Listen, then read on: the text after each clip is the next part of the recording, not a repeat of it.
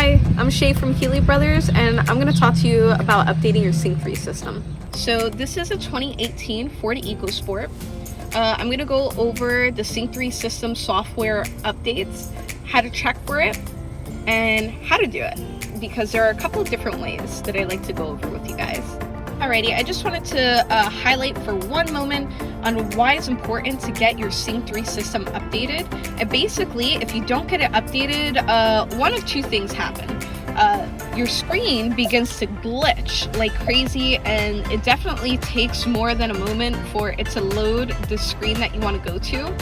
And the other thing that happens is that it also affects your Apple CarPlay and Android Auto. It may not function seamlessly because not everything is updated and working cohesively together.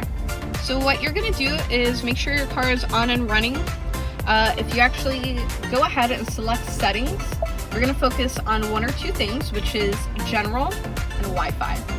Now, if you park close enough to home to where you get a good signal, you can select Wi-Fi, view available networks, and connect to your at-home Wi-Fi.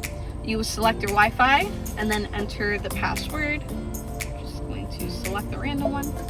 And then you would enter that in and the vehicle would connect. Now at that point, you would hit your left arrow to go back again, back one more time, and you would come here to general after you're done connecting your vehicle to your Wi-Fi. And then if you scroll down in general settings, you can select automatic system updates and scan for updates now. Alrighty, so those of you that are curious on what software version you have, you can go to view current software version, and that very first line right there would let you know what software version you have. Now it's been a while since I've gotten my vehicle updated, so alternative ways to update your Sync 3 system would be to go to your local Ford dealership and have our technicians update your Sync 3 system. It generally takes anywhere from 45 minutes to an hour to update the system. The last and final way that you can update your system is at home. That's also convenient, but it takes a couple of extra steps that I would be happy to show you, and also show you what you need, which is a thumb drive.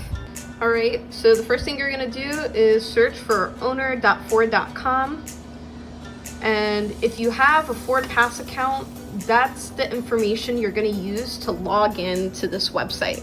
The same username, same password. I already logged in, so you see my car right there. And what you're going to look for is the support button right here. Once you select that, you're going to go under quick links and select sync software updates. So just give it a moment to load through. This will let you know if you're out of date on your software, and it shows that I actually have the most up-to-date software. So I don't need an update, but if you do, it gives you step-by-step Mac instructions as well as window instructions. And like I had mentioned before, you do need a thumb drive for this update. And I'll go ahead and select Windows instructions, and it literally gives you everything step-by-step. What you will need, which is at least an 8 gig capacity thumb drive, and one that is not password protected. And you would go down here and begin update.